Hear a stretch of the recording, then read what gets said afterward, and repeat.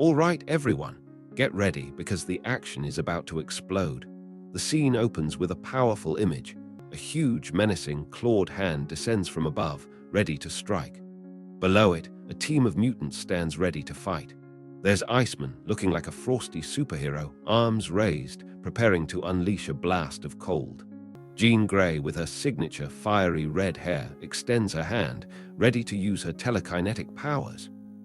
Storm stands tall, her cape flowing behind her, a determined look in her eyes. Kitty Pryde, in her yellow and black suit, is poised and ready, and lastly, Nightcrawler, with his demonic appearance, crouches, ready to teleport into action.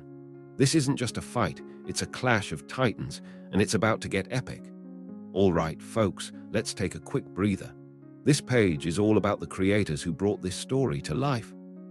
We've got the writer, Charles Soule, the artist, Declan Shalvey, the color artist, Laura Martin, and the letterer, VC's Joe Sabino.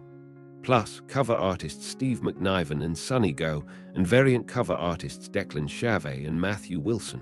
It's like a superhero team-up behind the scenes. A big shout-out to assistant editor Annalise Bisser and editor Jordan D. White, and of course, editor-in-chief C.B.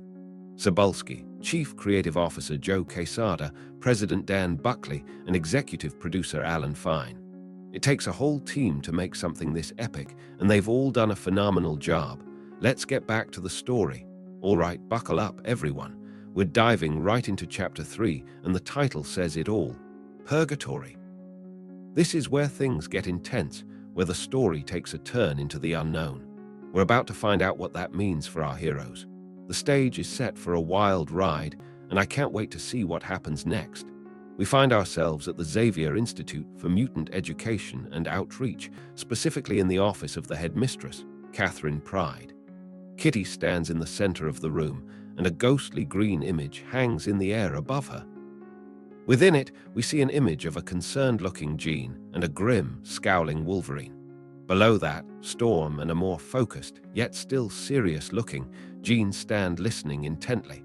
A framed portrait of Professor X hangs on the wall next to them. Kitty is addressing the group, stating, "All right. Jean managed to find Logan using Cerebro. We finally know where he is." And the tension is palpable. The camera then focuses on Kitty's face as she says, "Now what?" The mood is heavy, and we all know that it can't be good. The tension is rising. Storm asks, "Why now, Jean? Surely you've used Cerebro to look for Logan before." Jean replies, "I've been searching since we began to suspect he'd returned to life, Storm. I didn't think it would work. The psychic blocks in Logan's head make it difficult to zero in on him under the best of circumstances. But this time I got a flash, enough to give Cypher rough coordinates. He hacked a surveillance satellite. That's what we're seeing here. I don't know why it worked. I'm just glad it did." Kitty interjects, "We should be careful. We don't know that the Logan who came back is the Logan who died." Jean replies, "In fact, everything we've seen suggests he's not. He's with Sotira now." Storm replies, "And that witch Persephone?" Jean turns to Kitty asking, "Is this her?" Kitty says, "No idea. We don't know what Persephone looks like. All we have is her warning. If we go after her or Sotira or Logan, she'll kill ex-gene carriers." Storm is troubled by this information as she adds, "Mutant kids before their powers manifest." Storm says, "From what I saw of Persephone, this doesn't seem like her. Walking into some city in the middle of nowhere." Jean replies, "It does feel like Logan, though, finding a woman wherever he goes." Kitty then comments, "I agree. I'm basing a lot on not very much information, but this looks to me like Logan's escaped Sotira, and now he's on the run." She then adds, "Then why hasn't he called us?" Storm says, "Because Logan does not call for help. The idiot." Kitty then says, "How do we handle it?" Jean answers, "We'll go. A very small team made up of people he knows well. We'll just talk to him, see if he can tell us more about what's happening." Kitty's focus is on the greater picture as she replies, "Logan's only part of this. As much as he matters to all of us, there's clearly something bigger going on. Persephone, Sotira, we have to understand, and if it's as bad as we think, she has to be stopped." As the scene ends with the green image of Logan stating, "We may never get a better chance." We're now in the city, a sprawling modern metropolis built into the side of a large mountain. Logan walks alongside a woman in a white coat as he observes the area. A large sign reads, /Sotira, the new world is yours to build / as Logan says, / this is it, ha, Persephone's city. / the woman replies, / must be. I've never been here, but it sounds like what people describe to me. Imposing, built on the sea. / the scene shifts as Logan speaks with Anna while inside a building as he says, / you said Persephone's running an experiment here, Anna. / she answers, / I heard that, Logan. Yes, but I have no idea what it is. / Logan replies, maybe Persephone's here then. Hope so. I have some questions for that woman. Anna says, and my son, Perrin. He's here somewhere too, and we must be running out of time. Logan replies, I know, he's the priority. Don't worry, we'll get him back. Anna asks, but how, Logan? This place is huge. He could be anywhere. Logan replies, we'll start by looking for Sotira. If they've got billboards, there has to be an office, a factory, something. We find them, then we'll ask where they took your son. Anna appears shocked by Logan's comment as she asks, ask them. You'll just ask them. Logan answers, yeah, nicely at first, and if that doesn't work, not so nice. And his eyes narrow menacingly. We transition to an aerial view as we see a black jet flying over a large body of water towards an island with a modern city built into its cliffs. The scene shifts as the same jet lands near the city and our mutant team is walking into view. Iceman, Kitty Pryde, Storm, Jean Grey, and Nightcrawler are walking towards the city.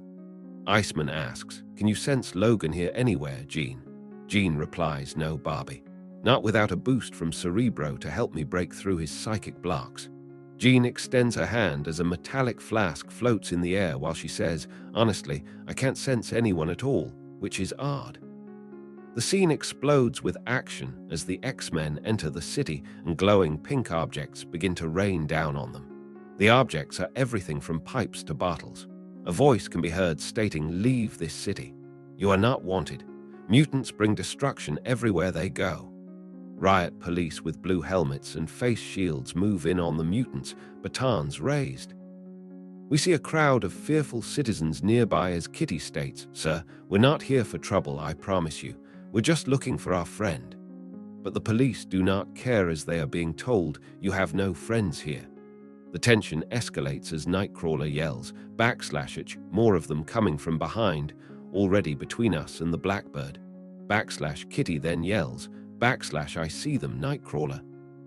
Jean, is there anything you can do with your powers to defuse the situation? / Jean replies, / I've already tried, Kitty. There's just nothing here. These people, it's like they're hollow. I'm not getting anything from them. / tear gas canisters are shot toward the X-Men as Kitty yells / X-Men. This is getting out of control, make sure no one gets hurt. / Nightcrawler says, / including us, I hope Lightchen, / Kitty replies, / your hope is as good as mine, Kurt. / the panels above show a sequence of images highlighting the chaos. A tear gas canister explodes, a wooden beam snaps, a bottle shatters. We also see the riot police wielding batons, riot shields, and tear gas. In the center we see Logan stating, something's happening over that way. I can hear it, smell it. People are getting hurt. Anna adds, I have to go, I have to help. Logan nods and says, I know, go. Logan then runs out of the building as Anna says, I'll be waiting. Elsewhere, we see a group of soldiers preparing for battle. A soldier states, Persephone, our drone surveillance is picking up Wolverine heading toward the X-Men conflict in the park. A second soldier replies, should we move to intercept? A face on a video screen replies, no, Zagreus, this could be good for us. The scene switches as we see Persephone in a white suit sitting on a chair as she thinks. However it happens, he kills them. They kill him, or even if it's just a big brawl, useful no matter how it goes. There's something happening with Logan too. Did you see how he got rid of Dakin on that boat? Those claws. I'd like to see more to understand. She then speaks to the soldier on the screen. Fine, but the X-Men ignored your warning to call off their search. They must pay the penalty. How many of the X-Gene carriers do you want to die? I can dispatch a kill team immediately. Persephone dismisses the deaths as she says, "None, don't worry about it. Let the X-Men go back to their mansion and wonder how many children they've condemned to death by coming here today. Maybe they'll cook up some valiant scheme to locate and protect the pre-mutants. Whatever keeps them distracted, really. She then looks at a map display as she comments, Kitty Pryde and her teams won't matter in a few days anyway, and neither will those children. I'd rather save our resources for the larger plan. We'll be extremely busy for a while. The scene then shifts to a view of Logan running towards the fight, and Persephone comments, Wolverine versus the X-Men. Wow, I'm actually pretty excited to see this. Aren't you, brother?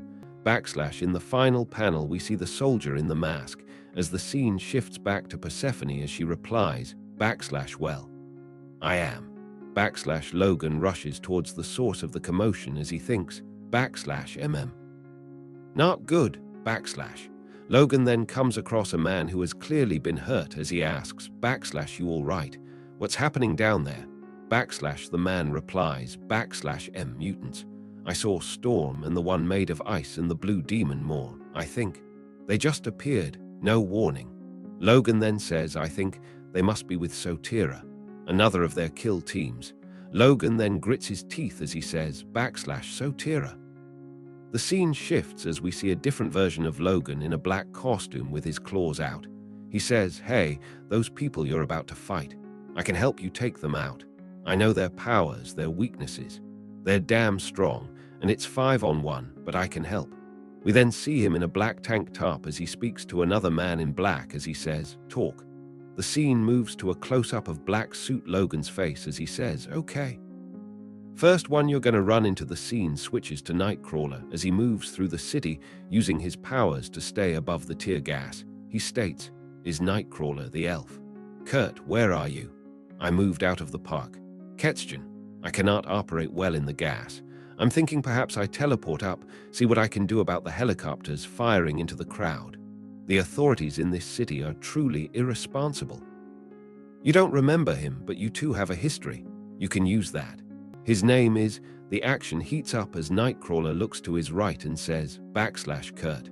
The black-suited Logan replies, Logan, Nightcrawler teleports as he thinks, how is this pass, black-suited Logan thinks, you'll only get one shot. Nightcrawler's fast. Real fast, and he can teleport. Almost impossible to hit. Almost. We then see Nightcrawler land as the black suit Logan says, pop your claws, then move. The scene switches to the standard Logan, who is now mid-air as he thinks, he'll do his thing, and you won't touch him. That's all right. The scene ends with the standard Logan moving through the air in a purple streak of teleportation as he thinks, Nightcrawler has patterns. Just like anyone.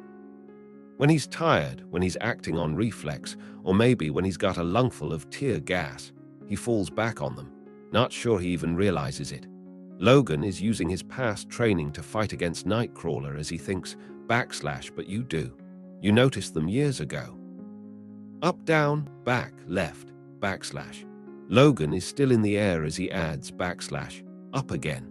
Nightcrawler teleports to Logan and says main G and a S HKK sound effect can be heard as Logan's claws make contact with Nightcrawler's side, as Logan then thinks, you noticed them, and you memorized them,